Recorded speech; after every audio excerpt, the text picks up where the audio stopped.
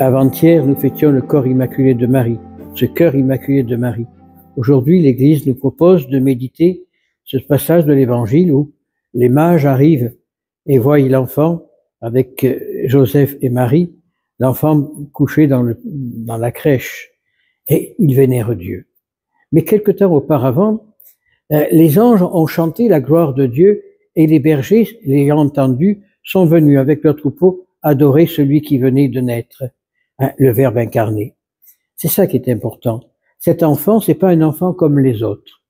Cet enfant, c'est l'œuvre de l'Esprit Saint qui s'incarne dans Jésus pour venir apporter la gloire de Dieu et pour nous apprendre à connaître Dieu et ne plus lui dire mon Dieu, mais lui dire Père.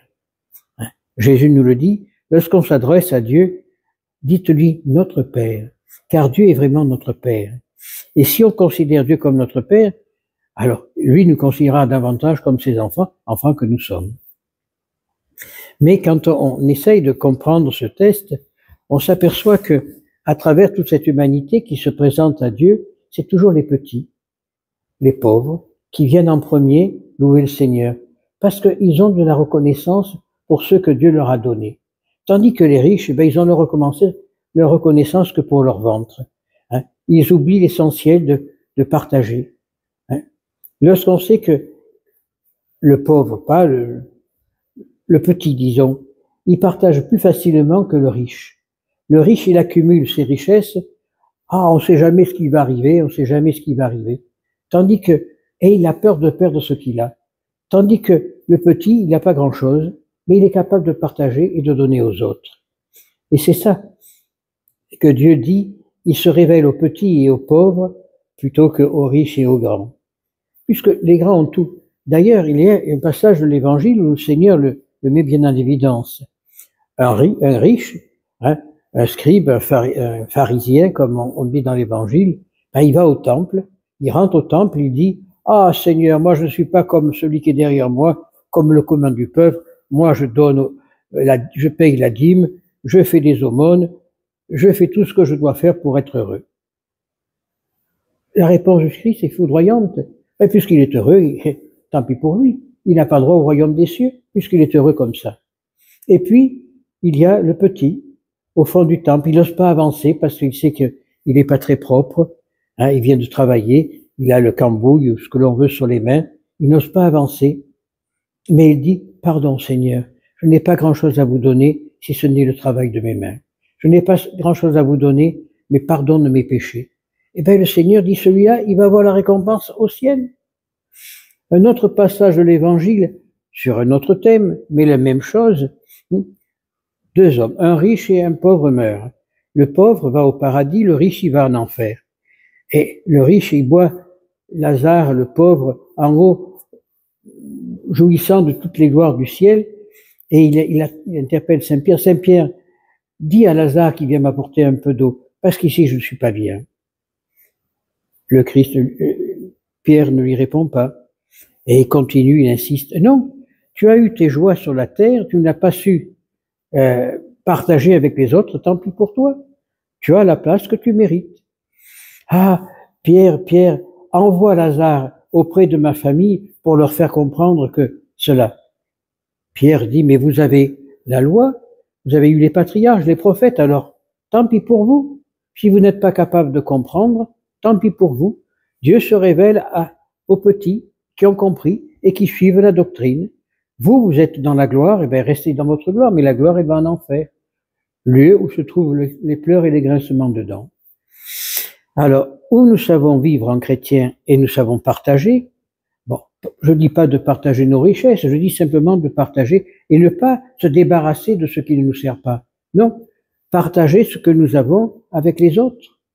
L'amour, le pain, tout ce que nous avons, le partager avec les autres. Vivre en véritable chrétien. Alors là, on aura les récompenses éternelles. On va vers la vie éternelle. Mais qu'est-ce que la vie éternelle? Ça, c'est une bonne question. Qu'est-ce que la vie éternelle? Est-ce qu'on va vivre éternellement sur la terre? Non. On va vivre éternellement auprès de Dieu. Est-ce qu'on sera dans notre corps? Non, le Christ dit dans notre corps de gloire, dans l'esprit. Et nous allons nous élever dans le corps de gloire vers Dieu. Et là, nous pourrons participer dans ce jardin céleste à la gloire de Dieu, contempler Dieu dans sa beauté, dans sa gloire.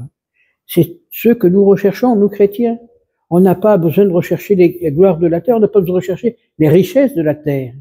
Oui, on a besoin malheureusement de richesses de la terre, d'argent et de tout ce que l'on veut pour vivre. Mais pourquoi chercher du superflu? Je vois le voisin, il a une télévision, moi j'en veux deux.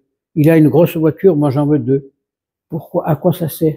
Est-ce qu'on peut conduire en même temps deux voitures? Est-ce qu'on peut regarder deux télévisions en même temps? Non. Contentons-nous de ce que nous donne. Dieu nous donne ce que nous avons besoin lorsqu'on en a besoin. Alors pourquoi chercher autre chose? Moi, il y a des choses que je comprends pas. Je prends un exemple très simple et que je connais bien malheureusement. Nos frères africains arrivent en métropole. Bon, ils n'ont peut-être pas grand-chose dans leur pays, quoique des pays sont très riches, mais c'est quelques patrons qui prennent les richesses et les autres, on les laisse courir. Mais ils vendent tout ce qu'ils ont, tout ce qu'ils possèdent pour venir en France, en Europe. Ils font des kilomètres à pied, ils payent des passeurs, ils font une quantité de choses pour entrer. Ils arrivent ici, croyant arriver à l'Eldorado, que l'argent tombe. Ils ont qu'à se baisser pour ramasser l'argent, ce qui n'est pas le cas, parce qu'autrement, on le ferait nous avant eux. Et ils arrivent ici, ils ont rien. Mais le peu qu'ils gagnent, ils l'envoient là-bas pour faire croire qu'ils ont réussi. Et c'est aberrant. C'est aberrant. C'est là où on voit cette manque de responsabilité, cette manque de conscience. On veut toujours plus. Même si on n'a rien, on fait croire qu'on a beaucoup. À quoi ça sert? On a déjà notre récompense sur la terre. Qu'est-ce qu'on va chercher la gloire de Dieu? Et Dieu ne donnera pas sa gloire, ne donnera pas ses grâces. Par contre, si on est content de la situation où nous sommes et que l'on vit l'instant présent, Dieu nous envoie ce que nous avons besoin. Bon, c'est vrai qu'il y a des pays où on meurt de faim. Et encore. Il y a un tout petit peuple, on a fait une nation entière. Parce que les gens ne veulent pas ceci, ne veulent pas cela. Puis, il y a aussi que la terre ne donne pas ce que l'on voudrait avoir. Mais il faut savoir, il faut la travailler, la terre. C'est pas en disant, le Seigneur, on va aller dans la forêt, on aura de quoi manger. Non. Non. Il faut travailler, savoir travailler de ses mains pour pouvoir participer de la gloire de Dieu, pour pouvoir vivre. À l'heure actuelle, malheureusement, on le voit dans notre pays, on attend les allocations. Et quand le 5 de chaque mois, il arrive les allocations, on voit dans les supermarchés, on n'achète pas de quoi manger, on achète des vélos aux enfants, on achète une quantité de bêtises qui ne servent à rien, simplement à faire voir que on a réussi. Réussi en quoi? On a réussi en quoi? En rien du tout. On va à sa propre perte. Par contre, si le peu que nous avons, nous sommes capables de le partager, alors on rentre vraiment dans l'évangile et on vit en chrétien. Lorsque je vois bien des fois le Secours catholique ou la banque alimentaire donne des quantités de nourriture à des gens qui se disent pauvres, et quand ça arrive, on met ça à la poubelle parce qu'on n'aime pas ça, parce que ceci on ne veut pas. Non, ce sont des offenses à la pauvreté, des offenses aux autres, à ceux qui donnent et à ceux qui reçoivent. Le monde va à sa perte parce qu'il n'a plus de racines. Le monde va à sa perte parce qu'il a mis Dieu à la porte.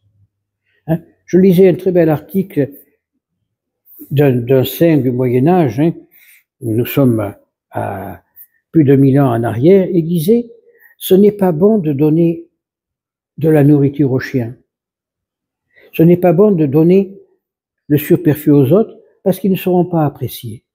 Et essayons d'abord de les éduquer à apprécier ce qu'ils ont pour pouvoir apprécier le reste. Et c'est vrai. À l'heure actuelle, on veut tout d'un coup. Alors, on est toujours en train de taper à la porte de la centre sociale ou de toutes les œuvres caritatives pour avoir quoi? Avoir un morceau de pain? Mais on a des mains et des pieds pour travailler. Alors, les gens ne veulent plus travailler. On attend le RSA, on attend le RMI ou tout ce qu'on veut parce qu'on vit sur le dos des autres. Mais on aura des comptes à rendre. On ne peut pas vivre sur le dos de Dieu. On peut tromper les hommes, mais Dieu ne sera pas trompé. Alors, prions pour que le Saint-Esprit souffre dans le cœur de tous, pour qu'on revienne aux réalités fondamentales, l'honnêteté. Il n'y a plus d'honnêteté dans ce monde, c'est à celui qui truandra l'autre, celui qui prendra le plus à l'autre. Après tout, tu as deux voitures, je t'en prie qu'une. Après tout, tu as tout ça, pourquoi je te vole? C'est le monde d'aujourd'hui. Moi, quand j'étais gosse, si j'arrivais à la maison avec des soldats, on avait des soldats à plomb à l'époque, hein, d'où il vient?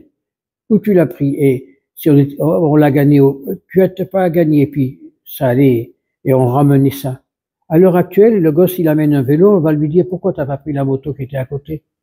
Qu'est-ce que tu vas faire d'un vélo quand tu vas grandir? Hein?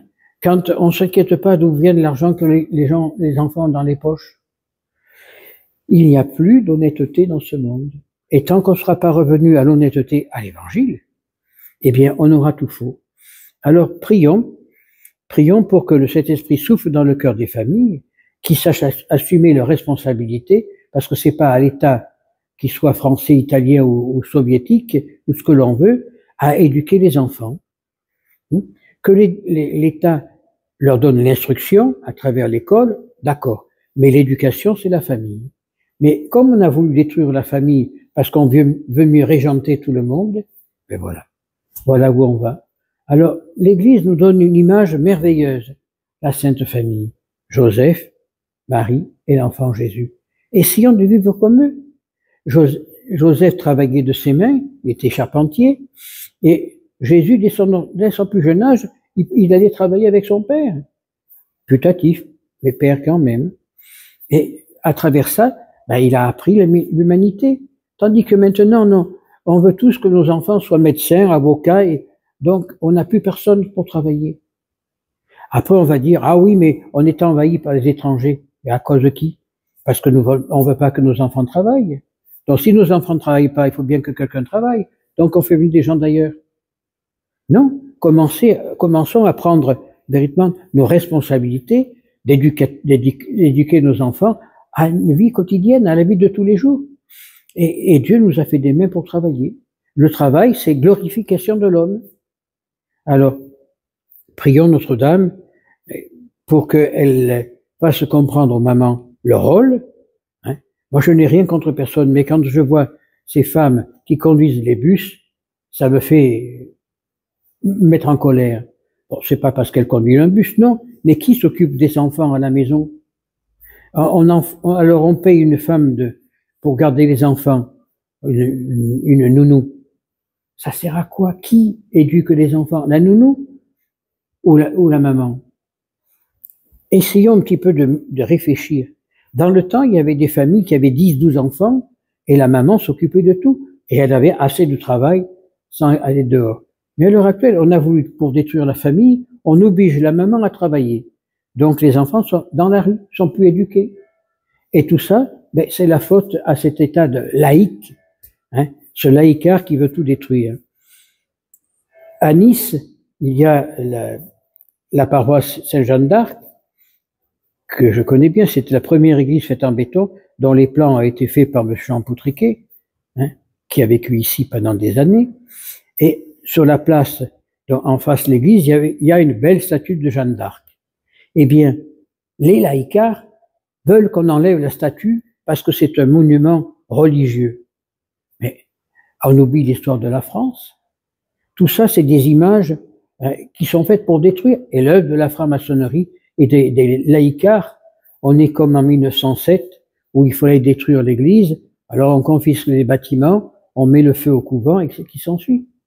Faut pas oublier que nos laïcards, ben, ils ont fait sortir les chartreux à coups de revolver, de la chartreuse, lorsqu'ils n'avaient rien demandé.